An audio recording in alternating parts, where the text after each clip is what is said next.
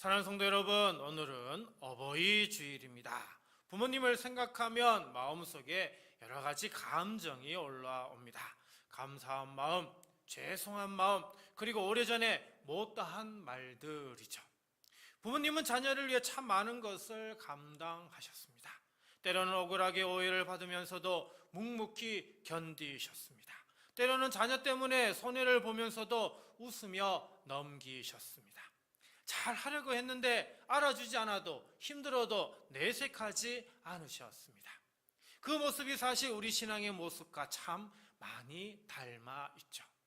좋은 마음으로 했는데 오해를 받을 때가 있습니다. 정직하게 하려고 했는데 손해를 볼 때가 있습니다. 말씀대로 살려고 했는데 오히려 더 힘들어질 때가 있습니다.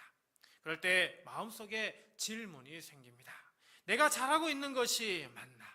믿음대로 사는 길이 정말 맞는 것인가? 하나님은 지금도 나를 붙들고 계신가? 라고 하는 질문입니다. 오늘 베드로전서를 받은 성도들도 비슷한 상황에 있었습니다. 그들은 예수님을 믿는다는 이유로 오해를 받았습니다. 우상숭배의 자리에 함께하지 않는다는 이유로 이상한 사람 취급을 받았습니다. 세상 사람들과 똑같이 살지 않으려고 했기 때문에 비방을 받은 것이죠. 그들이 악한 일을 해서 어려움을 겪은 게 아니었습니다. 오히려 하나님 앞에서 바르게 살려고 했기 때문에 어려움을 겪었던 겁니다. 그래서 베드로는요, 고난받는 성도들에게 말합니다. 눈앞의 상황만 보지 말라. 사람의 말만 듣고 흔들리지 말라. 고난 속에서도 예수 그리스도를 바라보라고요.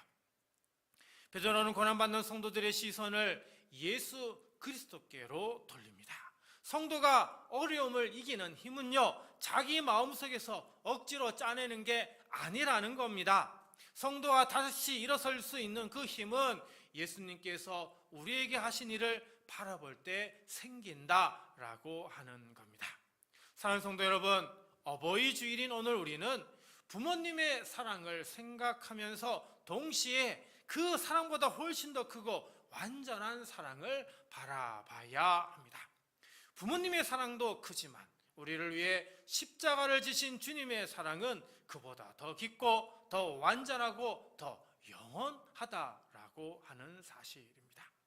고난이 오면 우리는 자꾸 눈앞의 문제만 봅니다. 사람의 말이 더 크게 들립니다. 내가 당하는 손해가 더 크게 느껴집니다. 내가 받은 상처가 전부인 것처럼 생각이 되죠. 그러나 오늘 본문은 우리에게 다시 묻습니다. 너는 누구에게 속한 사람이냐? 너를 붙드는 은혜는 무엇이냐? 내가 고난 속에서도 붙들어야 할 소망은 어디에 있느냐고요. 사랑하는 성도 여러분, 우리는 세상의 말로만 평가되는 사람이 아닙니다.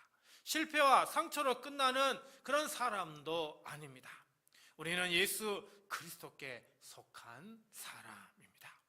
오늘 어버이 주일 부모님의 사랑에 감사하는 마음으로 이 자리에 앉아 계신 여러분, 그 사랑의 근원이신 주님을 오늘 함께 바라보기를 간절히 바랍니다. 첫 번째로 우리 주님의 은혜는 단번에 대속하셨다라고 하는 겁니다. 18절 말씀 볼까요? 그리스도께서도 단번에 죄를 위하여 죽으사 의인으로서 불의한 자를 대신하셨으니 이는 우리를 하나님 앞으로 인도하려 하심이라. 육체로는 죽임을 당하시고 영으로는 살리심을 받으셨으니. 자, 여기 베드로는요, 고난받는 성도들의 문제를 먼저 길게 설명하지 않습니다. 세상의 억울함을 먼저 말하지 않습니다. 18절 처음이 뭡니까? 그리스도께서도라고 시작을 하면서 곧바로 예수님을 바라보게 하고 있습니다. 너희만 고난받는 게 아니라는 겁니다. 너희보다 먼저 너희를 위해 예수님께서 고난받으셨다라고 하는 겁니다. 근데 예수님의 고난은요, 우리의 고난과 다릅니다. 우리는 우리의 실수 때문에, 우리의 어리석음 때문에 어려움을 겪습니다. 그러나 예수님의 고난은 그런 고난이 아니었습니다. 예수님은 죄가 없으셨죠? 흠이 없으셨습니다. 하나님 앞에서 완전한 의로우신 분이셨습니다. 그런데도요, 고난받으셨습니다. 왜? 우리를 대신하기 위해서입니다. 여기 베드로는 단번에라고 하는 단어를 사용하고 있습니다. 딱 한 번, 오직 한 번을 의미하고요. 다시 반복할 필요 없이 완전하게라고 하는 그런 의미가 담겨져 있습니다. 구약 시대에는요, 제사가 반복되었습니다. 죄를 지으면 제물을 드렸습니다. 양을 드리고요, 염소를 드리고요, 비둘기를 드렸습니다. 해마다 대속죄일이 되면 대제사장이 지성소에 들어가서 백성의 죄를 위해서 피를 뿌렸습니다. 여러분, 왜 이렇게 반복해야 했을까요? 그 제사들이 완전한 마지막 제사가 아니었기 때문입니다. 짐승의 피가 죄를 완전히 끝낼 수 없었기 때문입니다. 그래서 어떻게 해요? 제사를 드리고 또 드리고 또 드려야 했던 것입니다. 근데 예수님은 다릅니다. 예수님은 제물을 가져오신 분이 아니라 자기 스스로를 어떻게 해요? 제물로 드리신 분이십니다. 그리고 그 십자가는 더 이상 반복될 필요가 없습니다. 다시 다른 희생을 더 드릴 필요가 없는 것이죠. 예수님의 십자가는 부족하지 않습니다. 예수님의 보혈은 모자라지 않습니다. 예수님의 대속은 완전합니다. 예수님께서 한 번에 다 이루셨습니다. 그래서 18절은요, 더 깊은 것을 말해줍니다. 의인으로서 불의한 자를 대신하셨으니. 여기 의인이라고 하는 단어 나오는데요, 하나님 앞에서 바른 사람, 죄 없는 사람을 뜻하는데 바로 예수님을 의미합니다. 그 다음에 불의한 자라고 하는 단어가 나오는데 하나님 앞에서 바르지 못한 사람, 죄인이라는 뜻이고요. 이것은 바로 우리의 모습을 보여주고 있습니다. 여러분, 벌을 받아야 할 사람은 누굽니까? 우리입니다. 근데 십자가에 달리신 분은 누구예요? 예수님이셨습니다. 심판받아야 할 사람은 우리였는데, 그런데 의인이신 예수님께서 불의한 우리를 대신하셨다라고 하는 겁니다. 사랑하는 성도 여러분, 십자가는요, 예수님께서 실제로 우리의 죄를 담당하신 사건입니다. 내가 받아야 할 자리에 예수님이 서신 사건이죠. 그래서 십자가 앞에서 우리는 자랑할 것이 없습니다. 주님, 제가 받아야 할 자리에 주님이 서셨습니다. 제가 감당해야 할 그 죄의 짐을 주님이 지셨습니다. 이 고백이 저와 여러분의 고백이 되어야 하는 것입니다. 18절은 예수님께서 왜 그렇게 하셨는지를 말씀해 줍니다. 이는 우리를 하나님 앞으로 인도하려 하심이라.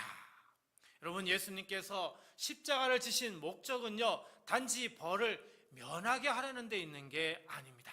우리를 하나님께로 데려가기 위해서인 겁니다. 구원은 단지 지옥을 피하는 게 아닙니다. 구원은 하나님께로 돌아가는 겁니다. 구원은 하나님과 다시 화목하게 되는 겁니다. 구원은 하나님을 멀리하던 죄인이 예수님 때문에 하나님을 아버지라 부르게 되는 것입니다. 사랑하는 성도 여러분, 내 고난이 크다고 해서 내가 버림받은 게 아닙니다. 내 형편이 어렵다고 해서 하나님이 나를 떠나신 것이 아닙니다. 내 마음이 흔들린다고 해서 십자가가 흔들리는 것은 아닙니다. 예수님의 십자가는요, 여전히 완전합니다. 예수님의 대속은 여전히 충분합니다. 예수님의 은혜는 여전히 우리를 붙들고 있습니다. 그러므로 우리는 버림받은 사람이 아닙니다. 우리는 십자가로 하나님께 인도된 사람입니다.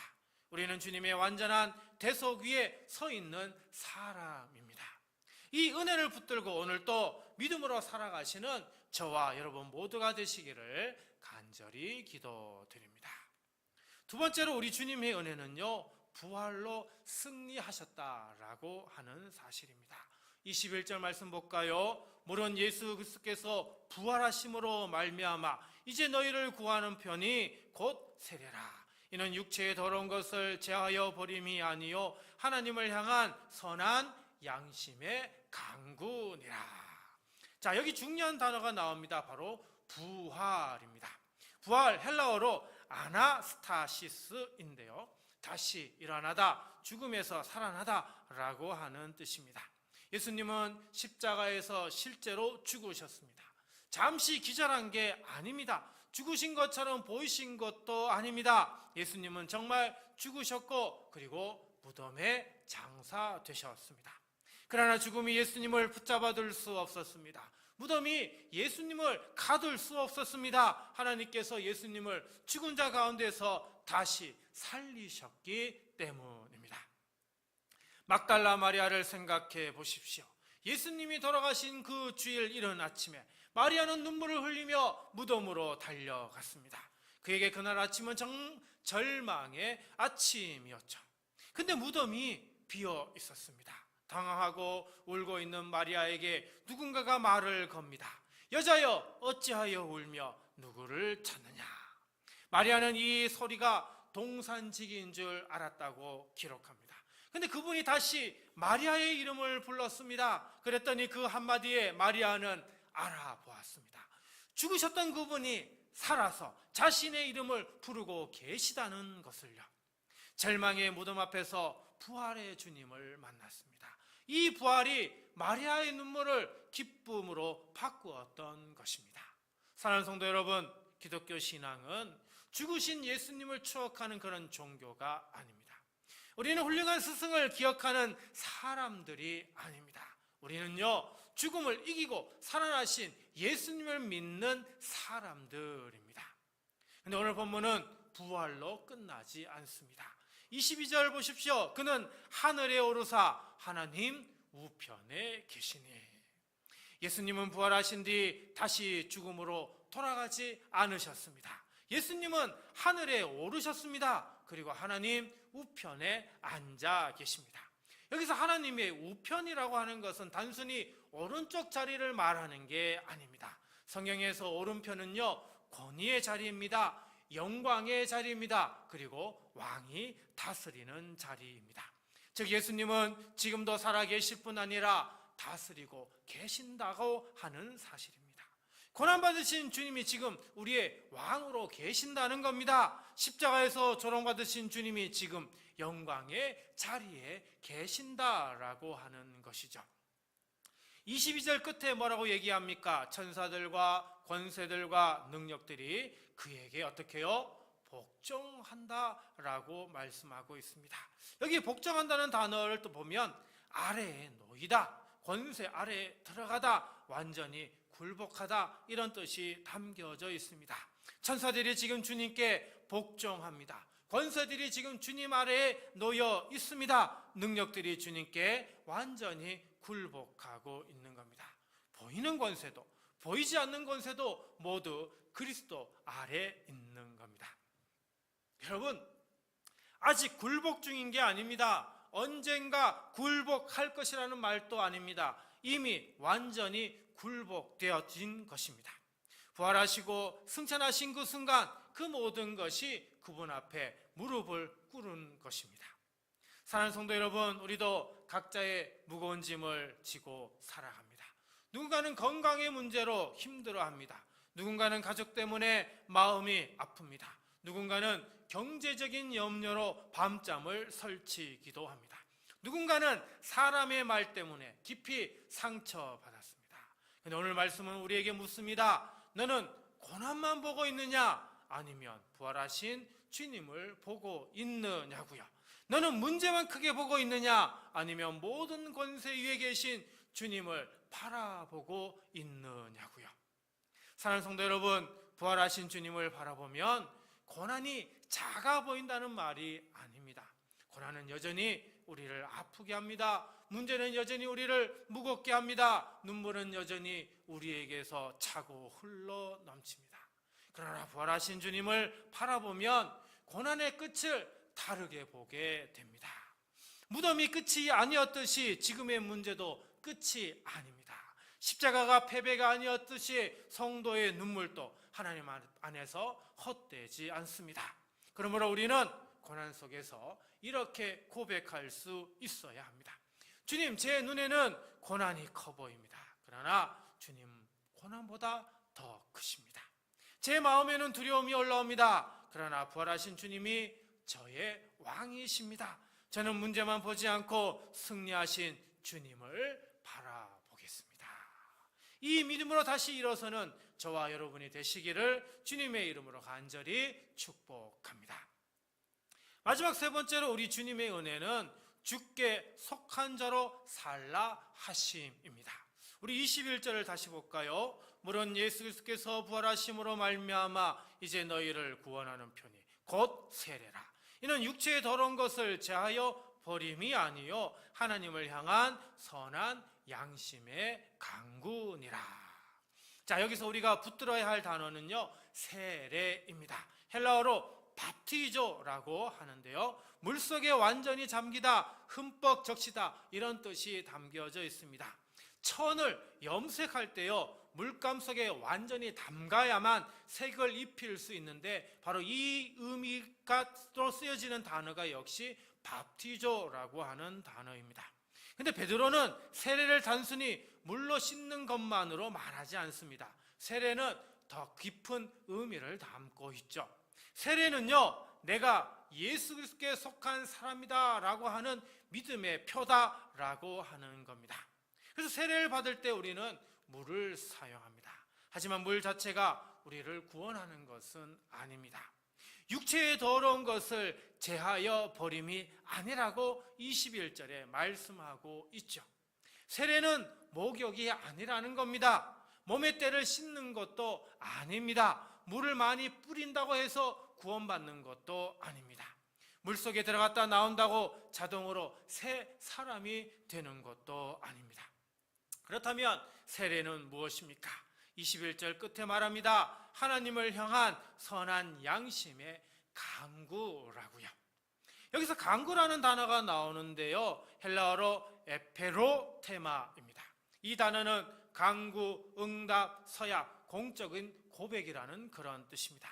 쉽게 말하면 세례는 하나님 앞에 이렇게 강구하는 겁니다. 주님, 저는 이제 제 것이 아닙니다. 저는 예수 그리스도께 속한 사람입니다. 주님의 은혜로 살겠습니다. 선한 양심으로 하나님 앞에 살겠습니다 라고 하는 것이 바로 세례라고 하는 것입니다. 노아를 생각해 보십시오. 베드로는 이 세례를 설명하면서 노아의 방주 이야기를 떠올립니다. 노아 시대는요, 세상이 정말 죄악으로 가득했습니다. 하나님께서는 오래 참고 기다리셨습니다. 노아가 방주를 준비하는 동안에도 하나님은 참고 기다리셨습니다. 하지만 사람들은 하나님의 말씀을 여전히 가볍게 여겼습니다. 노아가 방주를 만들 때 사람들은 이 노아를 이해하지 못했습니다. 비가 올 기미도 없는데 산 위에다가 큰 배를 짓고 있으니 얼마나 이상해 보였겠습니까? 그러나 하나님의 그 말씀은 이루어졌습니다. 비가 내렸고요, 물이 차올랐습니다. 그 물은 방주 밖에 있는 사람들에게는 심판의 물이었습니다. 그러나 방주 안에 있는 노아와 그의 가족에게는 구원을 통과하게 하는 물이었던 것입니다. 여러분, 차이는 무엇입니까? 방주 안에 있느냐, 방주 밖에 있느냐였습니다. 사랑하는 성도 여러분, 노아가 구원받은 것은 노아가 완벽해서가 아닙니다. 하나님께서 마련하신 방주 안에 있었기 때문입니다. 우리도 그렇습니다. 우리가 구원받는 것은 우리가 완벽해서가 아닙니다. 우리가 남보다 착해서도 아닙니다. 우리가 종교 생활을 오래 했기 때문도 아닙니다. 우리가 사는 길은 단 하나입니다. 그리스도 안에 사는 것이죠. 사랑하는 성도 여러분, 세례는 끝이 아닙니다.